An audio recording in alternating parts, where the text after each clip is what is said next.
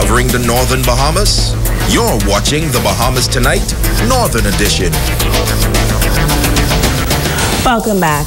The Miss Grand Bahama Committee trying to put to rest the ongoing controversy facing that organization. Earlier this week, Miss Grand Bahama Evina Gibson angered Bahamians when she posted a comment on social media that made many feel demeaning. She was rather demeaning Bahamians while saluting the Haitian community. Advisor to the committee, April Quotha-Gal, says they understand why there is public outrage, but says their first responsibility was to speak with their reigning queen. Since then, Gibson has stepped down as queen, but some have questioned whether or not the committee did its due diligence before selecting this queen to represent the island. Miss Grand Bahama Beauty Pageant organization, we vet all of our candidates. Every candidate signs a contract. Every candidate's credentials are vetted, investigated. When they win or when they are placed in runner-up, we don't know what their mind frame are.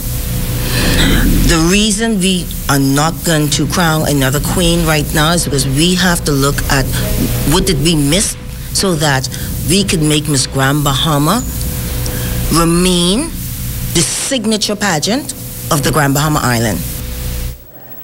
Gal believes Gibson made the right decision when she relinquished the crown. She says the young woman is having a hard time dealing with the consequences of her actions and shares why the committee did not force her to resign immediately. The change was we had to investigate what happened, why it occurred, why she made the statement, what was her frame of mind. We have to also counsel her in her decision and her statement and the repercussion it had occurred, because persons so young don't realize that there's tomorrow, and what you do today affects them tomorrow. So we could not be unfair to her until we got all the information in hand.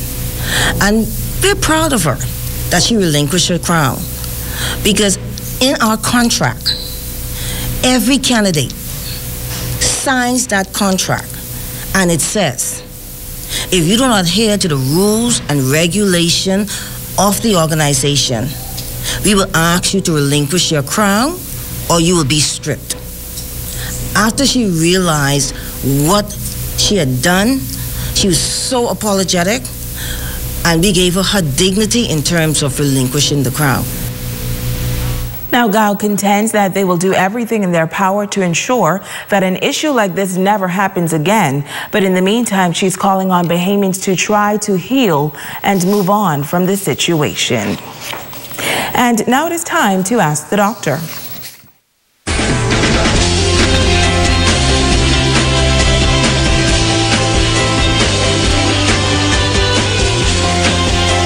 And welcome.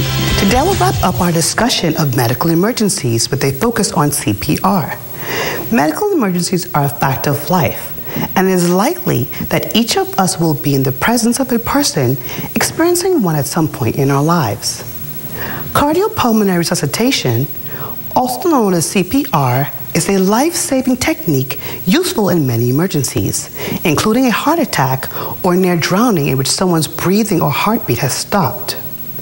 CPR can keep oxygenated blood flowing to the brain and other vital organs until more definitive medical treatment can restore a normal heart rhythm. When the heart stops, the lack of oxygen in the blood can cause the brain damage in only a few minutes, and a person may die within 8 to 10 minutes. There are organizations that provide CPR training, so call your local clinic or hospital or check your phone book to find a program near you. Everyone should have at least basic training in the first aid and CPR. If you have questions regarding medical emergencies or CPR, which can be life-saving, please email AskDrBahamas@gmail.com. I'm Dr. Monique Pratt, and this has been Ask the Doctor.